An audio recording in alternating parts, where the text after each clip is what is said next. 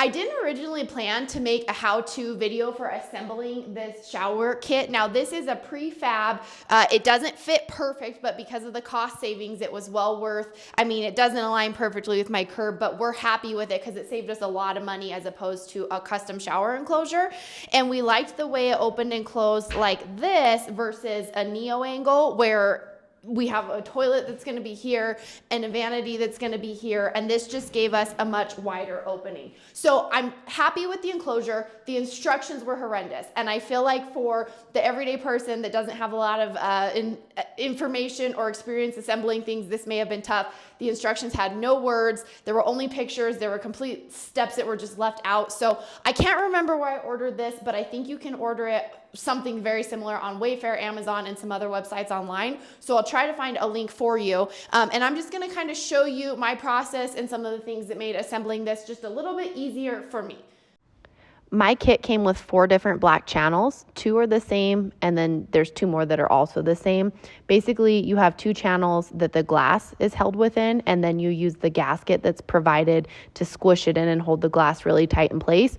And then once you put the glass in those channels, they fit in the other channels, which are actually mounted into the wall. So one of the hardest things for me was to get the gasket all the way flush squished in against the glass in the channel, because you can't really use a tool or it mars the gasket. You kind of just have to use the tips of your fingernails, and they do get tired. But what I found is if I pulled the gasket tight, instead of just trying to push it in, I'd pull it tight and I'd stretch it and it would make it a little skinnier, and it was easier to shove it in there, and then I could get it along the glass. Now you're going to have extra gasket on the top and the bottom that you're going to have to trim, but before you start shoving it in there, make sure you have your glass aligned where you want it in the black channel, and then make sure you have enough gasket on either side, because you can't really slide it or drag it once you start. If it's not lined up the way you want it, you have to take it out and start over. This was the hardest part for me. Now see those 2 holes? You're going to take 2 of these provided screws and attach the cross beams that go on each side on the bottom and each side of the top. And then there's going to be a corner piece that attaches these together.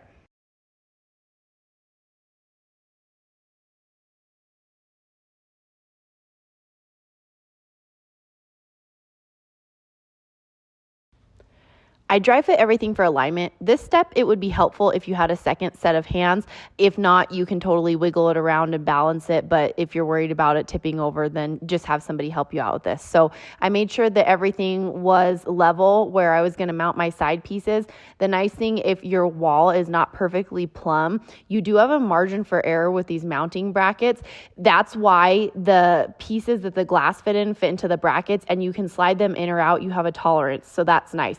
Now, the piece that you mount the screws go through is going to go inside of the shower. So keep that in mind when you're trying to align everything. Then I pre-drilled. The kit comes with these anchors if you don't have a stud where you're mounting the glass. If you do have a stud, then you don't have to use the anchors. And then anytime I'm screwing anything in a shower, I always like to use silicone caulk to prevent moisture penetration down the road. So we silicone caulked everywhere that a screw is going to go. You're going to use these little caps that come with the kit. It really just helps hide the screws once they're on the wall.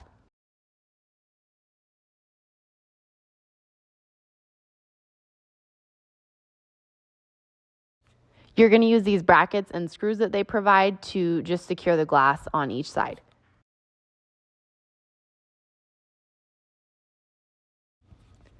You're going to screw in the corner supports, and then you're also going to screw in these squares, which are the stops for the sliding door.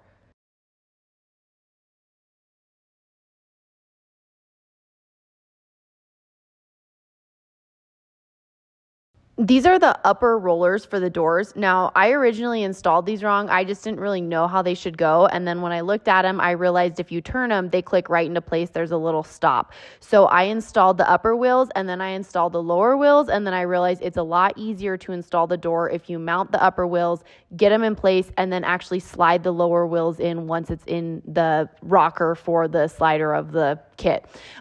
Additionally, I would recommend that you silicone caulk everything before you put these doors in, because it's hard to fit around them once they're in.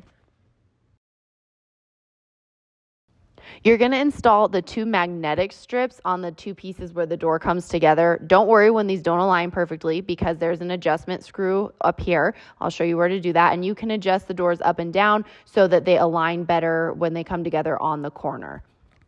You're going to add the other gaskets to the doors. These are just preventing water coming through. Now, these are a tight fit. So what I did is I let the door press against my leg so that I could use the pressure to stop it from moving while I push that gasket on. Otherwise, it's hard to not have the door move while you're trying to get a solid fit for the gasket.